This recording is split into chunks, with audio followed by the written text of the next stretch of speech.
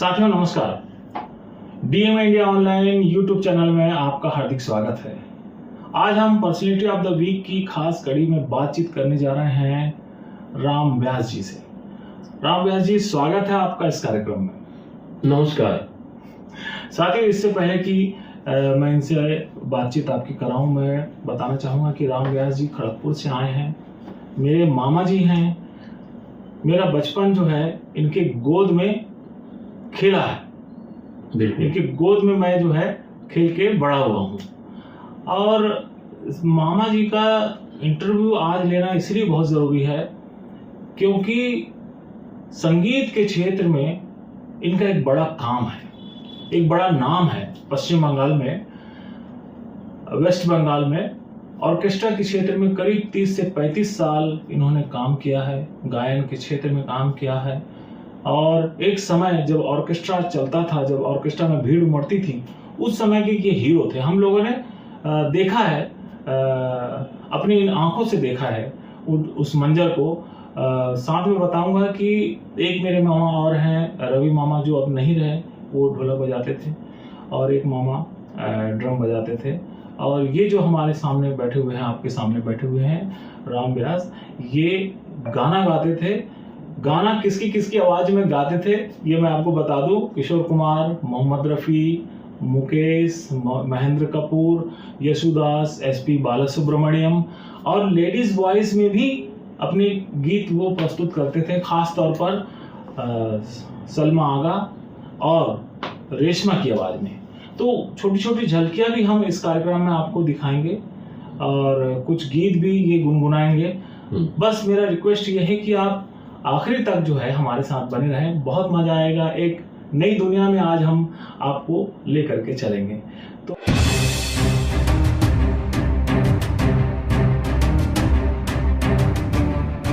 तो मामा जी, सबसे पहले तो आप ये बता दीजिए कि उतने दूर खड़गपुर से रायपुर आना हुआ, बिलासपुर आना हुआ, तो ये आने का क्या मकसद था, थोड़ा सा बता दीजिए, फिर हम आगे बातचीत करें। सबसे पहले तो सभी दर्शकों को मेरा नमस्कार। और मैं खड़गपुर से तकरीबन 20 साल बाद बिलासपुर आया, क्योंकि यहाँ पर ही मेरे एक इकलौते काका जो सबसे छोटे थे, उनका निधन हो गया पिछले 4 दिन पहले। तो मैं उनको श्रद्धांजलि देने स्वरूप खड़गपुर से विशेषकर यहाँ आया बिलासपुर।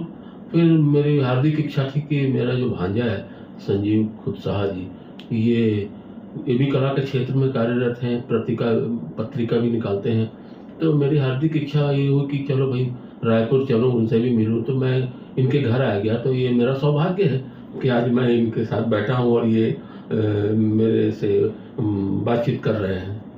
तो ऐसा है कि हम लोग छोटेपन से ही संगीत के क्षेत्र में रुझान था हमारा, क्योंकि उस समय वो रेडियो के माध्यम से गाना सुनते थे, तो वो गाने बहुत प्रभावित करते थे।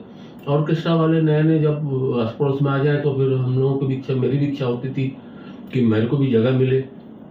तो उन दिनों मेरे पिताजी ने देखा कि ये गायन के क्षेत्र में बहुत अच्छा गा रहा है, सुर का पक्का है और ताल का भी पक्का है। तो ऑर्केस्ट्रा वाले पड़ोस में आए हुए थे, तो पिताजी बोले उन लोगों को कि भाई मेरा बेटा भी बहुत अच्छा गाता है, गुनगुनाते रहता है, सुरीला है, आप लोग जरा स्टेज में चेक करिए, देखिए, मौका दीजिए उनको। तो फिर वो लोगों ने बोला हाँ ठीक है, आप लोगों का तो ये घर की शादी का प्रोग्राम है, मेरे बुआ की लड़की उनकी किसी की शादी वादी हो रही थी, पूरी तरीके से ध्यान नहीं है। तो वो लोग बोले हाँ ठीक है, आपका घरवा प्रोग्राम है तो ठीक है, आइए। तो फिर मैं गया और उन दिनों वो गाना चल निकला था फिल्म दाग का, क्या वो, मेरे दिल में आज क्या है तू कहे तो मैं बता दूं। तो ये गाना बहुत दिल को छू गया था। तो मैं उसको वहाँ पर उन लोगों के सामने स्टेज में जब मैं गाया तो उन लोगों ने देखा, बहुत प्रभावित हुए। इस तरीके से फिर वो जो सिलसिला चालू हुआ, उन लोगों ने फिर मुझको अपने ग्रुप में भी रखे और उनके साथ स्टेज शो करना शुरू किया। तो काफ़ी दिनों तक चलता रहा ये सिलसिला। फिर हम लोगों की खुद की पार्टी को हम लोगों ने स्टेबल किया, बनाया। वो पार्टी थी सरगम ऑर्केस्ट्रा के नाम से, खड़गपुर के आसपास के क्षेत्रों में बहुत नाम है। अभी भी लोग याद करते हैं कि भाई वो संस्था जो थी उसमें कुछ अजूबे कलाकार थे। तो ये इसकी शुरुआत कैसी हुई? हाँ, ये शुरुआत क्या है कि इसके बारे में बताइए। क्या है कि उसमें अलग अलग क्षेत्र के लोग अपनी प्रतिभा दिखाते थे लेकिन एकजुट नहीं थे। तो उन दिनों मिस्टर रामचंद्र राव जी जो इस क्षेत्र में पहले से ही लगे हुए थे, तो उन्होंने प्रेरित किया सभी लोगों को भाई आप लोग एक मंच में अगर आएंगे, एक ग्रुप बनेगा तो उसकी बात ही कुछ अलग होगी। इस तरीके से उन्होंने सबको एकत्रित किया और फिर वो हम लोग काफ़ी प्रैक्टिस किया करते थे। जब हम लोगों को तसल्ली हो जाती थी कि हाँ भाई अब ये गाना लोगों के सामने पेश किया जा सकता है, तो फिर हम लोग उसको स्टेज में प्ले किया करते थे। तो लोगों को काफ़ी पसंद आता था। और उन दिनों मनोरंजन का कोई, एंटरटेनमेंट का कोई रेडियो के सिवाय रेडियो के अलावा कुछ साधन था ही नहीं। मैं भी जब गाना सुनने की इच्छा होती थी तो हर शुक्रवार को नई फिल्मों का गाना जो है वो रेडियो में प्रसारित किया जाता था। जो फिल्म आज शुक्रवार है रिलीज होगी उसके गाने। तो मेरा मेमोरी इतना अच्छा था कि वो गाना ट्रांजिस्टर को कान में लेकर के सुनते रहता था और वो एक बार में ही 50% एकदम मेरे कंठस्थ हो जाता था वो गाना। तो इस तरीके से फिर वो हम लोग सभी लोग रेडियो सुनते थे। बिना का गीत माल आता था तो भी उसको सुनने के लिए बहुत उत्सुक रहते थे। हर बुधवार को अमीन सयानी का द्वारा वो सब प्रस्तुत किया जाता था। तो हम लोग को जब स्टेज में शुरू हुए प्रोग्राम देना शुरू किए तो काफी लोग, बड़ी संख्या में लोग आते थे, हजारों की तादाद में। लाख तो नहीं बोलना चाहिए कि हमारे क्षेत्र में टोटल आबादी तकरीबन 4 लाख के आसपास है। तो कोई एक क्षेत्र में प्रोग्राम हो तो हजारों की संख्या में सिर्फ मुंड दिखता था काफी दूर तक कि हाँ भाई भीड़ इतना है कि वो रोड में भी ट्रैफिक जाम, कोई आना जाना नहीं। 4 घंटा के लिए हम लोगों के कारण आना जाना भी बंद हो जाता था और लोग भी अपना घर छोड़ करके वो मैदान में सब आ जाते थे। और अगर वो रोड के किनारे में कहीं पर हो रहा हो तो वो एक कोना से दूसरा कोना तक रोड पूरा ब्लॉक होकर के रहता था। तो इस तरीके से लोग बहुत एंजॉय करते थे, हम लोगों को बहुत प्रोत्साहित करते थे, हमारा सम्मान करते थे, नाम भी था। उन दिनों हम लोग आसपास के इलाकों में भी प्रोग्राम करने जाया करते थे। ये सिलसिला तकरीबन 25 से 30 साल तक चला। 1980 से लेकर के सोच लीजिए 2000 के आसपास तक। अच्छा। उसके बाद में क्या है कि हम लोग नई नई जगह में स्टेज शो करने जाया करते थे। उसके उपरांत हम लोग उड़ीसा भी जाया करते थे। तो उड़ीसा में एक जगह है केंद्रपाड़ा जो कटक के बिल्कुल लगा हुआ है, छोटा सा शहर है। तो वहाँ पर एक कॉलेज का फंक्शन के लिए हम लोगों को बुलाया गया था। हम लोग वहाँ रात में प्रोग्राम देना था लेकिन हम लोग सुबह पहुँच गए थे और उन लोगों ने हम लोगों को रहने और फ्रेश होने के लिए सारी व्यवस्था दिया था कि भाई ये कॉलेज के प्रांगण में ही सारी व्यवस्था है, आप लोग स्नान करिए, भोजन की व्यवस्था भी यहीं पर हो रही है और शाम को मंत्री जी आएंगे 7 बजे से आप लोगों का स्टेज शो चालू होगा। तो इस दरमियान सारा दिन हाथ में था। तो हम लोगों का उस समय मैंने नया नया जोश था, सब यंग जनरेशन में थे। तो पड़ोस में एक कैनाल बोलना चाहिए जो नहर वो काफी तेज बहाव वहाँ उसका था। हम लोगों को इस बारे में कुछ आइडिया नहीं था। तो कुछ लोग हमारे संस्था के एक गिटारिस्ट मिस्टर रवि महापात्र जो टॉल फिगर थे, हम लोग उसको अमिताभ के नाम से चिढ़ाते थे, काला अमिताभ, वैसे क्योंकि वो काला भी था और लंबा भी और वो गिटार बजाता था। तो वो क्या है 2-3 लोगों को बोला चलो न क्या इधर बाथरूम में नहाएंगे, चलो वहाँ कैनल है बहुत अच्छा है, वहाँ हम नहर में नहाएंगे। तो चले गए, मैं भी गया किनारे में। मैं खड़ा हूँ क्योंकि मुझको तैरना आता नहीं, मैं पानी से बहुत घबराता हूँ क्योंकि मैं कभी तैरना सीखा ही नहीं। तो वो लोग जो तैरना जानते थे वो उसमें 1-2 लोग उतर गए, खास करके वो रवि महापात्र, और वो उतर के इधर से कभी घुस रहा, डुबकी लगा रहा, उधर से निकल जा रहा।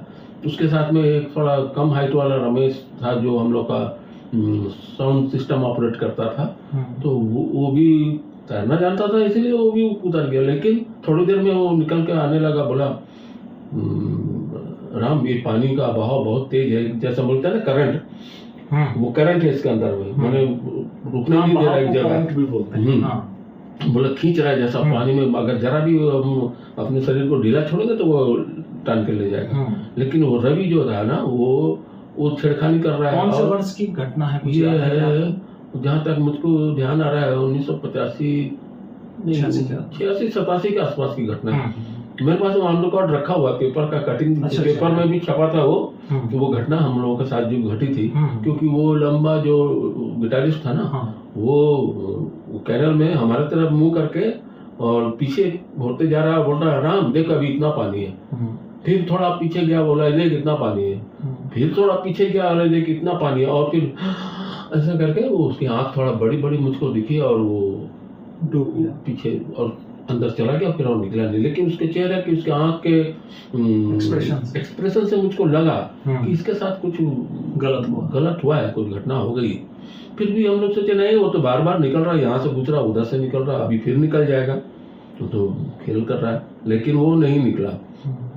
हम लोगों का रोना पिटना मच गया। वहाँ के आस पड़ोस के लोग जो थे, बच्चे लोग छोटे उम्र के थे, वो लोग क्या करे, देखे कि ये लोग इतना देर से मजा कर रहे थे, अभी ये लोग में थोड़ा सा हताशा है, परेशान हो रहा है। तो एक दो बच्चे लोग जो थे तैरना जानते थे, और वो वहाँ पर कहाँ पर गड्ढा है, कहाँ दलदल है, कहाँ क्या है, उनको आइडिया था। तो वो लोग वहाँ उतर गए, और उतर के जा करके वो लोग उसकी बॉडी को टच किए पैर से, और वापस आए। अपनी भाषा में लोग बोलते हैं आज्ञा से लोकुटा सेठी अच्छी से दलदल फंसी जाती, मैंने उनकी अपनी उड़िया भाषा में। तो मुझको समझ में आया कि हाँ, वो बोल रहा है कि वो वहाँ दलदल है जिसमें वो फंसा हुआ है। और आगे बात खत्म हो गया। हम लोग हताश थे, और उस दिन वो कार्यक्रम भी नहीं हो पाया। शाम तक हम लोग को बोला गया कि अब कुछ नहीं किया जा सकता, अंधेरा हो गया है। अगले दिन सुबह वहाँ से 2 किलोमीटर दूर वो नहर जहाँ जाता है, तो आगे कुछ खड़पतवार पानी में जमा हो जाते हैं जैसे ना, तो वहाँ भी वो जमा थे। तो हम लोग वहाँ के एक मैंने वहाँ स्थानीय निवासी को लेकर के तो हम लोग कैनल किनारे नहर के किनारे गए। तो वहाँ हम लोगों ने देखा कि वो खड़पतवारों के बीच में काला काला कुछ दिख रहा है। तो वो उसका आइडिया था। तो वो बोला आप लोग का जो कल जो फंस गया है, डूब गया है, मुझको लग रहा है कि ये उसकी बॉडी है। लेकिन अब वो व्यवस्था किया, एक बांस कहीं से जुगाड़ किया, और वो उसके बॉडी में जो है, उसके जो सर के बाल थे ना, वो हिप्पी कटिंग का उस जमाने में चलन था, तो वो रखा था। तो वो बांस को उसके बाल के पीछे तरचेथी की तरफ से उसको ऐसा लपेट दिया, और लपेट के टाना, तो पानी में तो बॉडी एकदम हल्की हो रहती है ना। तो वो आराम से नीचे किनारे उसको बाहर लाया। लेकिन शरीर में जान नाम की कोई चीज नहीं थी। शरीर पूरा अकड़ गया था, क्योंकि तकरीबन पूरी रात वो पानी में रहा, बह करके उतना दूर चला गया। तो फिर हम लोगों का वहीं उनका माता पिता को बुलाया गया, और अंत्येष्टि भी वहीं कर दी गई। उनके मैंने अग्नि को समर्पित कर दिया गया, उनके शरीर को। और फिर हम लोग सभी लोग दुखी होकर के, मायूस होकर के, वो वापस हम लोग अपने अपने शहर खड़गपुर हम लोग आ गए। उसके बाद से फिर जो सिलसिला चला पतन का, कहना पड़ेगा, मैंने सरगम ऑर्केस्ट्रा के जो पतन का जो सिलसिला, हाँ, वहीं से शुरू हुआ। और एक व्यक्ति को छोटी सी बीमारी, एक फुंसी जैसा, वो भी मेरा भाई रिश्ते में लगता था, विजय अहिरवाल। वो तुम्बा वगैरह उस समय में ट्रिपल सेट बोलते हैं, जो वो बहुत अच्छा प्ले करता था। लेकिन उसके बाजू में कहीं एक छोटी सी फुंसी हो गई थी, और उसने उसको ऑपरेट करवाया ना, ऑपरेशन किया, तो वो कैंसर का रोग ले लिया, जिसकी वजह से वो कुछ दिन अस्पताल में थे। फिर उनका देहांत हो गया। तो वो रवि के बाद ये विजय चला गया। तो हमारा एक माने म्यूजिशियन बोलना चाहिए, या रिदम प्लेयर कम हो गया। तो हम लोगों को उसकी कमी खलने लगी। उसके बाद फिर saxophone player mister DCR Mallick, वो बहुत अच्छा सैक्सोफोन बजाते थे। लेकिन इसके अलावा उनकी एक गंदी आदत थी, वो चेन स्मोकर थे। एक बुझी दूसरी जलाए, एक बुझी दूसरी जलाए। तो हम लोग उनको थोड़ा रोकते थे कि दादा, तो आप एक तो ब्लोइंग इंस्ट्रूमेंट जिससे आपके छाती में, आपके फेफड़ों में वो फूंकते हैं, तो उसका असर जरूर होता है। तो आप ये बार बार जो स्मोकिंग कर रहे हैं, सिगरेट पी रहे हैं, उसको कम करिए। बोले क्या करूं, मैं 2 कस नहीं टानूंगा तो मेरे से प्ले नहीं होगा। वो आदत बना लिए लगता है, वो काफी दिनों से इसका सेवन कर रहे होंगे।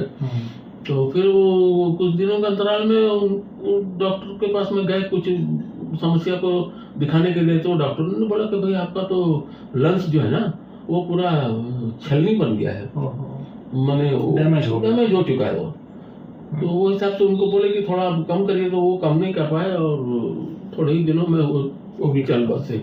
तो ये जो सरगम ऑर्केस्ट्रा कौन से सन में शुरू हुआ? ये 1970 हाँ 71-72 के आसपास शुरू हुआ था। नहीं, 73 में तो आपने पहला परफॉर्मेंस दिया था। हाँ। लेकिन उस समय हम लोग उसी समय में ये उसी सब समय लोगों को इकट्ठा करना हम लोगों ठीक। ने शुरू कर दिया था। हाँ, और 87 तक चला। 87 तक अच्छे जोर से चला। फिर आहिस्ते आहिस्ते धीरे धीरे कम होता गया, तो बिछड़ते गए और कुछ अलग ही एक तो माहौल भी बनना शुरू हो गया, क्योंकि अब वो ज्यादा स्टेज शो हुआ नहीं करते थे, क्योंकि जमाना बदल रहा था और टीवी वगैरह जमाने के साथ आ गया था मार्केट में। तो लोग घर में बैठ के एंजॉय करना शुरू कर दिए।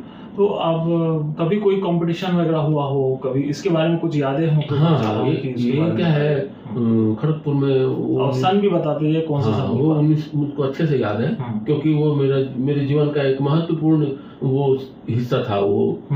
तो 1986 की बात है। हमारे खड़गपुर में वीटी पाटिल नाम के एक ऑफिसर जो रेलवे में कार्यरत थे, उस समय हम लोगों को भी नौकरी सब मिल गई थी, हम लोग कर रहे थे नौकरी। तो वो बोले कि भाई आप लोगों को तो रेलवे कल्चरल कोटा से आप लोगों को नौकरी वगैरह मिली है। नौकरी कैसे मिली है साथियों, इसके बारे में भी बताएंगे ये कि कैसे एक ऑर्केस्ट्रा के जो कलाकार हैं उनको रेलवे में नौकरी मिली, वो अलग से आपसे जानेंगे। लेकिन अभी मैं चाह रहा हूँ कि ये जो कंपटीशन है इसके बारे में थोड़ा ये क्या हुआ था कि भाई वो वीटी पाटिल साहब जो महाराष्ट्र के थे, मराठी कम्युनिटी से थे और वो बाबा साहेब भीमराव अंबेडकर जी से काफी प्रभावित थे। तो उन्होंने बोला कि भाई 14 अप्रैल नजदीक आ रहा है, उसके 2-4 दिन पहले ही एक प्रोग्राम ठीक करने के उन्होंने सोच रखा था। तो हम लोगों से संपर्क किए और भी लोगों ने वहाँ के जो बाबा साहेब भीमराव अंबेडकर नाम के चलने वाली जो संस्था है उन लोगों को बोला कि भाई यहाँ जो नया टाउन हॉल बना है उसमें क्यों ना एक तो म्यूजिकल प्रोग्राम आयोजित किया जाए ऑर्केस्ट्रा कंपटीशन के नाम पर, और लोगों को ऑर्केस्ट्रा वालों को माने प्रेरित करने के लिए एक गोल्ड कप रख दिए और बोले कि उसका नाम हम लोग ये प्रोग्राम का रखना चाहते हैं गोल्ड कप ऑर्केस्ट्रा कंपटीशन। तो उस कंपटीशन में हमारे मिदनापुर डिस्ट्रिक्ट के बोलिए तकरीबन 14-15 ग्रुप जो थे छोटे बड़े सब मिला करके उन सभी को आमंत्रित किया गया। उन लोगों ने सभी लोगों ने अपना अपना माने नाम वहाँ पर रजिस्टर करवाया कि हम लोग भी अपना अपना परफॉर्मेंस देंगे।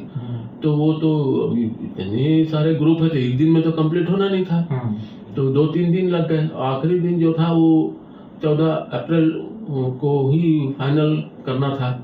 तो वो उस दिन फिर एक के बाद एक सब लोगों का जो परफॉर्मेंस था वो तो रिकॉर्ड होता गया। जज लोग मार्क्स वगैरह कौन कितना अच्छा कर रहा है वो उसके हिसाब से मार्क्स दे करके रेडी रखते थे।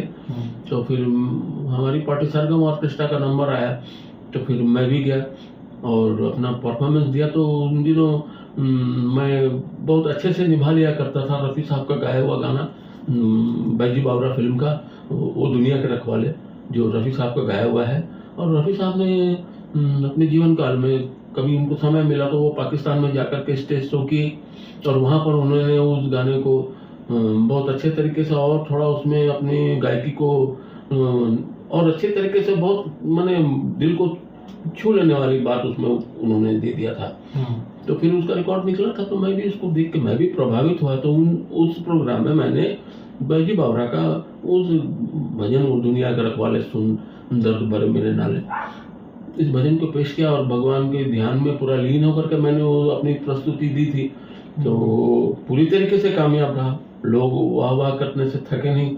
फिर इसके अलावा क्योंकि एक सिंगर को 2 से 3 गाने गाना था, तो फिर मैं इसके बाद उस समय नई रिलीज हुई थी निकाह फिल्म जिसमें सलमा आगा और महेंद्र कपूर जी का गाया हुआ एक डुएट था दिल की आरज़ू थी कि दिल रुबा मिले, इस गीत का मुखड़ा है। तो इसमें दोनों का डुएट है, तो मैं ये डुएट को भी कॉपी किया, तो मैं देख लिया मैं निभा रहा हूँ, मेरे को वो काबिलियत ऊपर वाले ने गॉड गिफ्ट दिया है। तो बाकायदा आवाज़ मैच कर रही है ये महेंद्र कपूर की भी और सलमा की आवाज़ भी।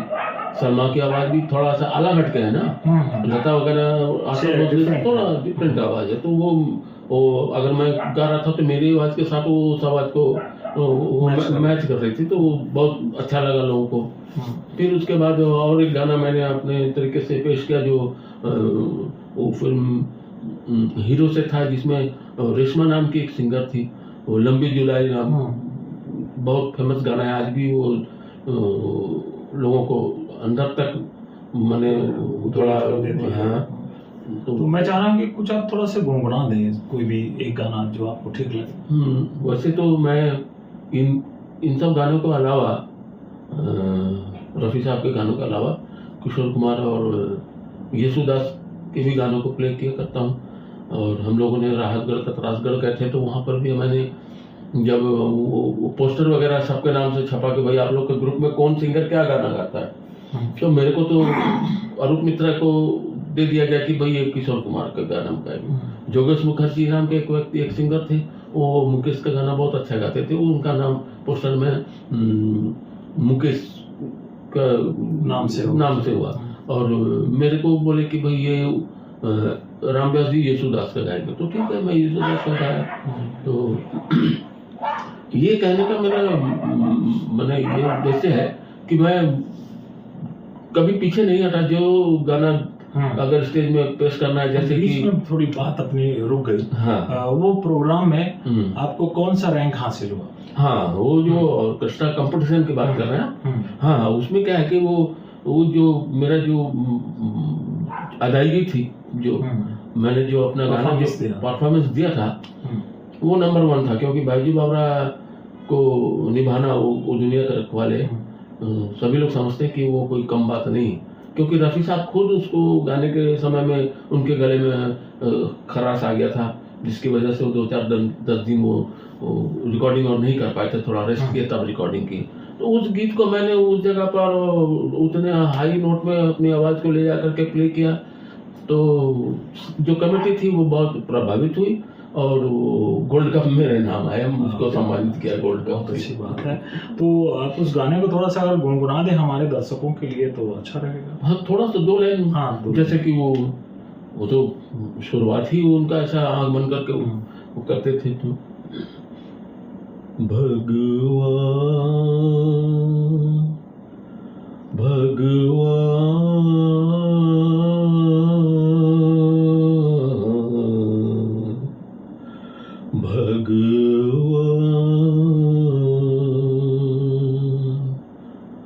ओ दुनिया के रखवाले, सुन दर्द भरे मेरे नाले, सुन दर्द भरे मेरे नाले। काफी लंबा है गाना और इसको बहुत मतलब दिल से गाने के लिए वो साथी संगी की आवश्यकता पड़ती है, ऐसे अकेले कम बात नहीं है। ठीक है। अब मैं चाह रहा हूँ कि आप बताइए कि रेलवे में जो है वो आप कैसे आए, रेलवे की सर्विस में कैसे आए? ये काफी प्रेरणादायक होगा हमारे तमाम दर्शकों के लिए जो कि कला के क्षेत्र में है। नहीं, वो हम लोग क्या है कि हमारे जो खड़गपुर डिवीजन के जनरल मैनेजर उस समय थे, उनका तो हाँ याद आ गया, उनका नाम था मिस्टर खोसला, और जो डीआरएम थे वो मिस्टर कुमार साहब थे। तो कुमार साहब अक्सर थोड़ा ये संगीत के क्षेत्र में हल्का फुल्का जुड़े रहते थे, कुछ छोटा मोटा कार्यक्रम हो तो वहाँ पर एक ऑफिसर्स क्लब है जहाँ पर जीएम साहब कुछ निरीक्षण में आते थे, इंस्पेक्शन में, तो वो वहाँ ठहरते थे। तो उनकी एंटरटेनमेंट के लिए कुछ व्यवस्था करने की बात होती थी, तो कुमार साहब हमारे जो कलाकार थे उनमें एक व्यक्ति थे मिस्टर पी रामचंद्र राव जी, जो उन दिनों वो रेलवे में कार्यरत थे, वो क्लर्क की नौकरी करते थे। तो वो उन्होंने उनसे संपर्क किया कि भाई आप लोगों का तो ग्रुप चल रहा है, सरगम ऑर्केस्ट्रा के नाम से हमने सुना है कि बहुत नाम है, अच्छे कलाकार हैं सब।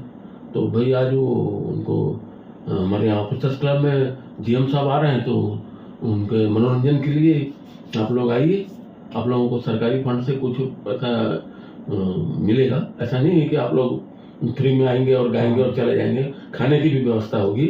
जब सारे ऑफिसर्स खाएंगे तो आप लोग क्यों बैठे रहेंगे। तो रामचंद्र राव जी राजी हो गए, हम लोगों को बोले भाई आज शाम को 7 बजे ऑफिसर्स क्लब में अपने को चलना है, वहाँ हम लोग अपना प्रोग्राम देंगे। तो वहाँ सभी लोग गए और उसमें मैं भी था। तो वहाँ उस समय वहाँ WPO साहब थे हमारे के वर्कशॉप के, mister MS Prakash Rao, south Indian थे। वो कला के संगीत के बहुत माने चाहते थे संगीत को। तो उन्होंने बीच में कार्यक्रम चल ही रहा था, हम लोग अपने अपने तरीके से सभी लोग गा रहे थे। तो वो आए आकर के हमारे पी रामचंद्र राव जी को बोले कि भाई आप लोगों के बीच में कोई तेलुगु गाना गाने वाला है क्या। तो रामचंद्र राव जी मेरे कान के पास आए, बोले राम व्यास कोई तेलुगु गाना है क्या। मैंने हाँ है, वो बहुत पुराना वो घंटसाला का गाया हुआ एक गाना है, जो वो शायद प्रेम क्या नहीं, राजेश खन्ना की एक फिल्म आई थी ना हेमा मालिनी के साथ, क्या फिल्म थी वो, जो बाद में हिंदी में डबिंग हुई, पहले वो तेलुगु में बनी प्रेमाभिषेकम, प्रेम पुजारी। उसके बाद वो हिंदी में बनी कुछ प्रेम से ही नाम था, जिसमें वो शराबी की भूमिका निभाया था राजेश खन्ना, बाद में उल्टी होती है। तो वो तेलुगु के साथ में नहीं राजेश खन्ना, हेमा मालिनी। तो वो गाना था, वो तेलुगु गाना। तो मैं बोला हाँ मैं प्ले कर सकता हूँ। तो वो बोले ठीक है गाइए। तो मैं बोला हाँ ठीक है गाता हूँ। तो वो गाना का कुछ लाइन ऐसा था, आगदू आगदू आगिते सागदू ఆగదు ఈ నిమిషం నీ కోసము ఆగితే సాగదు ఈ లోకము ఆగదు ఆగదు आगिते सागदू। वो फिल्म हिंदी में जो बनी थी उसका नाम था प्रेम नगर। हिंदी में किशोर कुमार ने वो उस गाने को मैंने हिंदी में डबिंग करे। तो वो ये लाल रंग कब मुझे छोड़ेगा। तो उस समय वो प्रेमाभिषेकम में वो घंटसाला का गाया हुआ गाना था। तो मैंने प्ले किया तो WPO साहब भी बहुत प्रभावित हुए। और फिर उन्होंने हमारे जो जनरल सेक्रेटरी हमारी संस्था के, तो फिर GM साहब भी प्रभावित हुए। हमारे जनरल सेक्रेटरी से उन्होंने प्रश्न किया कि भाई आप लोग का तो ग्रुप में बहुत अच्छे अच्छे कलाकार हैं, हिंदी के अलावा तेलुगु भी गा दिए और आवाज़ भी इनकी अच्छी है, और कलाकारी संगीत के क्षेत्र में ये लोग जो गिटार वगैरह जो सिंथेसाइजर जो बजा रहे हैं ये भी बहुत अच्छा प्ले कर रहे हैं। तो क्या ये सभी लोग रेलवे में या कहीं नौकरी करते हैं? उनको संदेह हुआ कि जब ये रेलवे का इस प्रोग्राम में सम्मिलित हुए तो जरूर ये लोग इस रेलवे में होंगे। हकीकत ये नहीं थी। रामचंद्र राव जी बोले नहीं सर, मैं ही सिर्फ एम्प्लॉय हूँ, उसके अलावा ये सभी अभी फिलहाल बेरोजगार है। चल रहा है इनका, स्टेज शो वगैरह करते हैं तो इनमें कुछ खर्चा इनका निकल जाता, पॉकेट मनी, बस यही है और कुछ नहीं। बोले नहीं ऐसा नहीं चलेगा। कुमार साहब जो वहाँ का DRM थे उनको उन्होंने हिदायत दिया, कुमार साहब भाई आप व्यवस्था करिए खड़गपुर डिवीजन के अंदर में जो जैसा एजुकेशन है वो हिसाब से अपॉइंट करिए। आपको अगर ग्रुप B में भी जगह बनती हो तो वहाँ भी आप उनको दे दीजिए, बाद में देखिएगा। इनको कल्चरल कोटा वगैरह हमेशा उसके माध्यम से इनको आगे बढ़ा लिया जाएगा। फिलहाल इनको इमीडिएट मैं चाहता हूँ कि इनको अपॉइंट किया जाए। तो इस तरीके से हम लोग के संस्था के 5 लोग, मिस्टर जगदीश्वर राव, मिस्टर अरूप मित्रा और मंजू वर्धन जी और मैं, ऐसे हम लोग, एक लेडीज थी वही मंजू वर्धन उनका नाम था। ऐसे हम लोग 4-5 लोगों को नोमिनेट किया गया और फिर हम लोगों का चयन हुआ और हम लोग फिर अपॉइंट हो गए। तो कुछ दिनों बाद जो म्यूजिशियन थे, जो पियानो एक्कॉर्डियन बजाते थे और फिर ऑर्गन भी प्ले करते थे, तो उनको जो जॉब दिया गया था वो उनके अनुकूल नहीं था, वो उसको निभा नहीं पा रहे थे। तो कुछ लोगों ने नौकरी भी छोड़ दिया। हाँ, उसमें वो जगदीश्वर राव जो म्यूजिशियन थे उन्होंने नौकरी भी छोड़ दिया। तो फिर वो अपना प्राइवेट में जो भी थोड़ा वो स्टूडेंट को सिखाते भी थे म्यूजिक किसी को, तो उनसे वो अपना मैंने अपना जो खर्चा है वो निकाल लिया करते थे। तो इसलिए उनको नौकरी में, रेल की नौकरी में, उन दिनों क्या है सैलरी भी रेल में बहुत कम थी, तो वो इसीलिए उनका थोड़ा इस तरफ रुझान कम था। नहीं, मैं नहीं करूँगा, तो वो छोड़ दिए। ठीक। तो मामा जी बहुत अच्छी बात हुई हमारी, और तमाम मुद्दों पर, तमाम घटनाओं पर भी आपने एक प्रकार से प्रकाश डाला, और बहुत सारी यादें जो हैं मेरे मन में भी जो छुपी दबी थी वो भी यादें ताज़ा हो गई। तो मैं चाह रहा हूँ कि ऐसे बहुत सारे कलाकार हैं जो कि आज संघर्ष कर रहे हैं, वो या तो इंस्ट्रूमेंट में प्ले करने का काम करते हैं या फिर वो सिंगिंग करते हैं। तो अगर आप कोई उनके लिए सलाह देना चाहें, आगे बढ़ने के लिए कोई मार्गदर्शन देना चाहें, तो क्या कहेंगे आप? मैं तो यही कहूँगा कि भाई संगीत का क्षेत्र जो है ये बहुत माने अनंत है, और इसको शून्य से शिखर तक पहुँचने के लिए शिक्षा तो सबसे बड़ी बात है। संगीत की शिक्षा लेनी चाहिए, लेकिन इसके अलावा ये जो स्टेज से हम लोग करते हैं, तो मैंने अपने जीवन काल में देखा है कि ये प्रोग्राम तो अक्सर रात को ऑर्गेनाइज किया जाता है।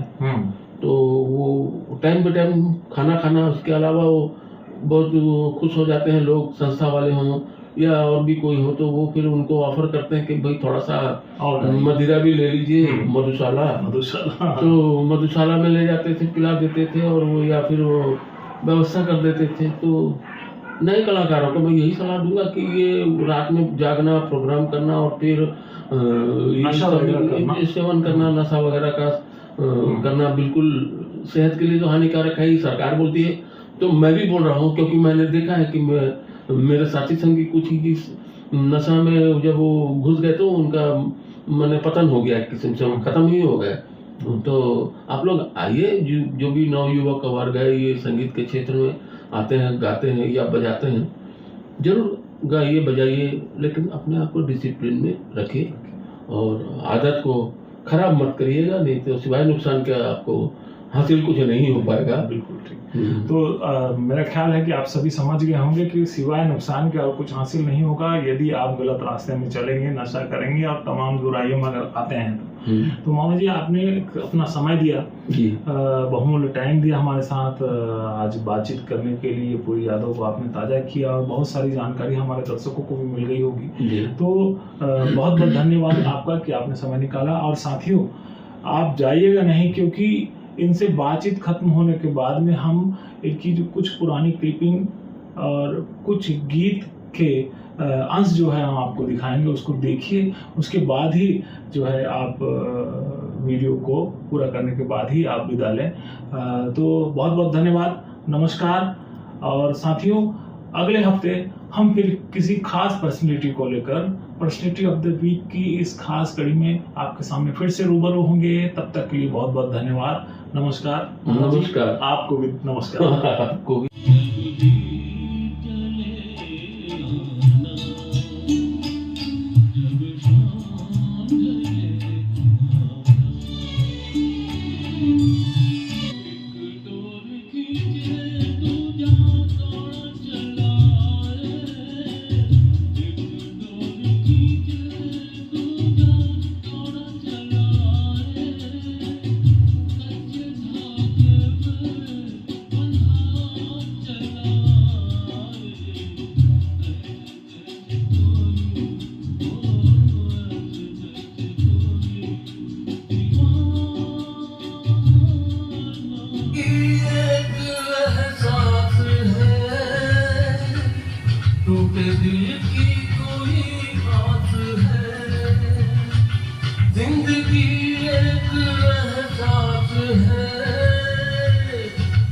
दिल की कोई बात है।